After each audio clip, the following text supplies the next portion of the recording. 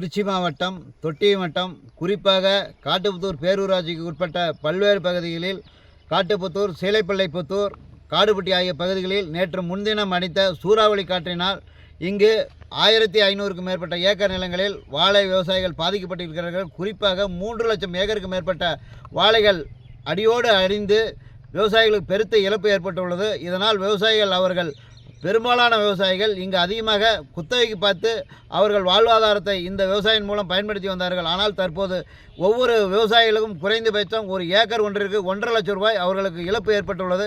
ஆகவே மாண்புமிகு தமிழக முதல்வர் உடனடியாக இதில் சிறப்பு கவனம் செலுத்தி பாதிக்கப்பட்ட விவசாயிகளுக்கு உடனடியாக நிவாரணம் வழங்க வேண்டும். அது மட்டுமல்லாமல் கூட்டுறவு கடனை உடனடியாக இந்த பகுதியில் வாங்கிய விவசாயிகளுக்கு கூட்டுறவு கடன் தள்ளுபடி செய்ய வேண்டும்.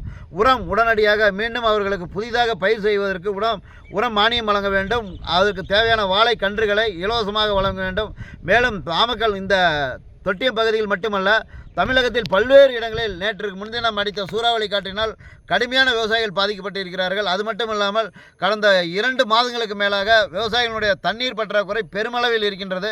தமிழகம் பூராவும் விவசாயிகள் தண்ணீர் பற்றாக்குறையால் விவசாயிகள் பெருமளவில் பாதிக்கப்படுகிறார்கள். ஆகவே தமிழகத்தை உடனடியாக வறட்சி மாநிலமாக அறிவிக்க வேண்டும். வறட்சி மாநிலம் அறிவித்து மத்திய அரசு உடனடியாக தேவையான நிவாரணத் தொகையை மாநில அரசுகளும் உடனடியாக விவசாயிகளுக்கு வழங்குவதற்கு முன்வர வேண்டும். அதே போல் காவிரியில் தண்ணீர் வராத காரணத்தால் இந்த பகுதியில் விவசாயிகள் வாழை மிக பெருமளவில் பாதிக்கப்பட்டிருக்கிறது. ஆகவே கர்நாடகா துணை முதல்வர் அவர்கள் தொடர்ந்து தமிழகத்திற்கு தண்ணீர் கொடுக்க மறுத்து வருகிறார். ஆகவே தமிழக முதல்வர் உடனடியாக கர்நாடக முதலமைச்சருடன் தொடர்பு கொண்டு காவிரி ஆணையத்தினுடைய தீர்ப்பின்படி தண்ணீர் பெறுவதற்கு நடவடிக்கை எடுக்க வேண்டும். தவறும் பட்சத்தில் உச்சநீதிமன்றத்தில் வழக்கு தொடர்ந்து தமிழகத்திற்கு தேவையான தண்ணீரை பெறுவதற்கு தமிழக முதல்வர் நடவடிக்கை எடுக்க வேண்டும்.